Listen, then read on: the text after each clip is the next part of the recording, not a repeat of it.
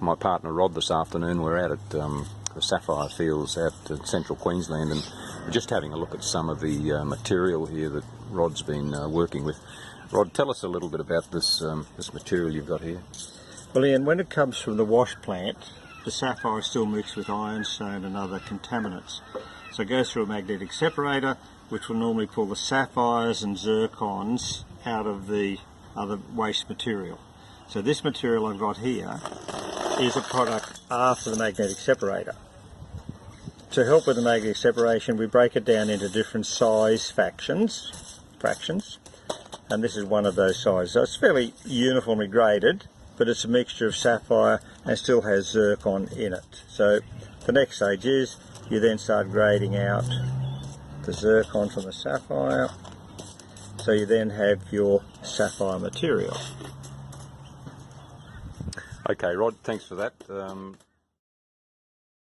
Well, we've just seen how we're starting to grade this material here, so tell us now what the next step with this is. What we now have to do is grade through the corundums, the sapphire, and reject the non-cutting material. Mm-hmm. This is often done over a light box. We're working here on white paper with a bright light, so that's fine. Right. This opaque non-cuttable material, so we sit here now and we grade out the non-cuttable material from the crystal material. Mm-hmm. Okay, so those that are cuttable go to one side. Occasionally we get one that might cut a star sapphire. It has the bronze sheen, so it goes into a separate pile. Mm-hmm. And we simply go through all of our production to then weed out the non-cuttable material. Lovely, lovely. Thanks, Rod. Grading this Central Queensland Sapphire material. Rod, tell us a little bit now about the progress for this grading. Well, once we get to the crystal type material that's cuttable, we now start earmarking this for specific orders, specific shapes, requests, grading for shape, for size. So that stone would suit emerald cut or an oval. It's a long stone. This is where we start then separating what the end result will be. So these will be more suitable for rounds or princess cuts or squares, so we start breaking it down into what the stone will ultimately produce. Great. Thanks, Rod. We've seen that last parcel of calibrated stones cut, and now it looks like you've separated out some pieces here. So what's the next step, Rod? Well, what we've done, we've given the cutters specific instructions. Ovals will be calibrated 7x5, 6x4, 5x3, etc. So they very quickly go to one side. We know they're all uniform, they're done.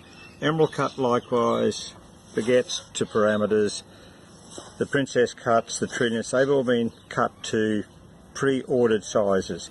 The rounds, however, we just let them free cut them. So they will cut the round to the maximum size that stone will yield, and then we then grade them into, we have to then size them. I see. Okay, now you can use sieves to do approximate, and then use the leverage gauge. Okay, that's a 4.5.